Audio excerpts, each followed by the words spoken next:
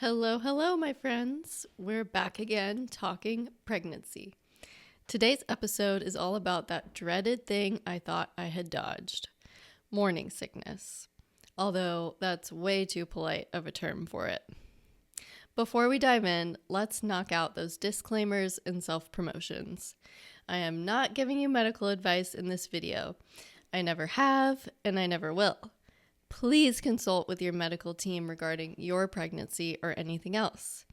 These diary entries are simply my personal experience shared with you out of interest and in the spirit of community. If you like these videos, please be sure to subscribe to this channel and also follow me on Instagram and Substack for similar content. You can find me on both those platforms by searching at Lauren P. Clamp or clicking the links in the description below. Now, back to the good stuff.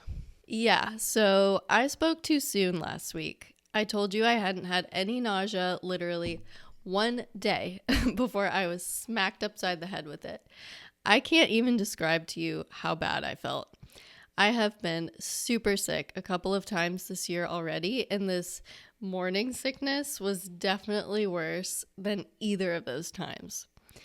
I will spare you the gory details, but believe me when I say it was horrendous. And no, it wasn't just in the morning, nor was it just a little tummy upset, as the name morning sickness would imply. I felt weak, I couldn't eat, and I could hardly get comfortable on the couch or in bed.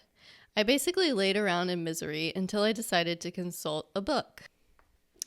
This one, The Nourishing Traditions Book of Baby and Childcare by Sally Fallon Morell. This book has actually been my go-to for all things pregnancy, and it will tell you a lot of information that you won't necessarily hear from a conventional OBGYN.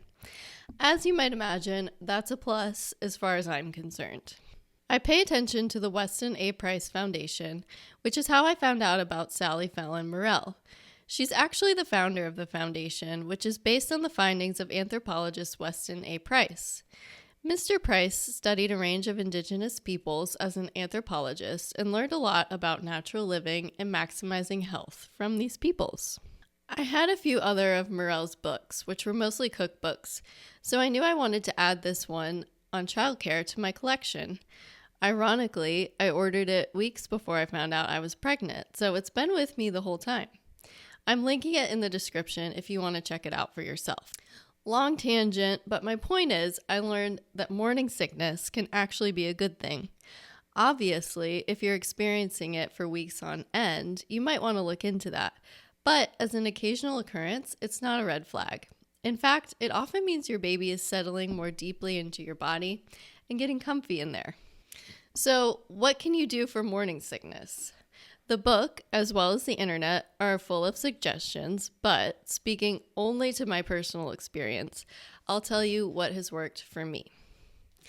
When I was in the thick of the nausea and actually vomiting, nothing really helped. I had to ride it out, but I did sip on bone broth to get nutrients to my body since I couldn't hold down solid food. After my nausea subsided a bit, I turned to ginger tea. I believe drinking a beverage with ginger in it daily has staved off my nausea. Of course, as I continue to test this hypothesis, I will report back, but so far, it's been working. If I'm not sipping on ginger tea I found at Whole Foods, I am getting some ginger through a kombucha or an Olipop ginger ale. I hope it keeps working because this has been an easy fix. That's all I've got for you today. Please leave me your comments, questions, or words of encouragement. I love the community we're building here. Talk to you next time.